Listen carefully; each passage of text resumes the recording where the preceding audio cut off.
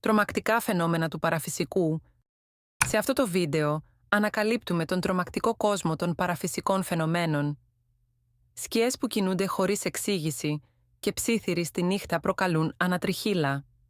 Οι ενιγματικές παρουσίες μας κάνουν να αναρωτηθούμε: είναι απλά η φαντασία μας ή υπάρχει κάτι πέρα από την πραγματικότητα που γνωρίζουμε?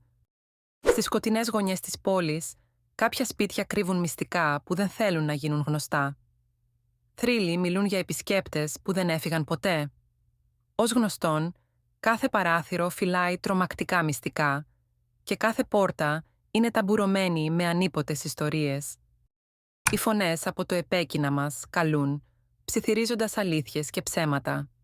Άτομα που τις άκουσαν βρέθηκαν παγιδευμένα ανάμεσα σε κόσμους. Είναι ο ήχος ανάστατων ψυχών ή κάτι ακόμα πιο απόκοσμο που προσπαθεί να επικοινωνήσει μαζί μας. Η ατμόσφαιρα γίνεται όλο και πιο βαριά, γεμάτη από μυστήριο. Η αναζήτηση της αλήθειας για αυτά τα φαινόμενα συνεχίζεται και κάθε πόρτα που ανοίγουμε είναι ένα βήμα στο άγνωστο. Τολμάς να περπατήσεις μαζί μας σε αυτό το τρομακτικό μονοπάτι?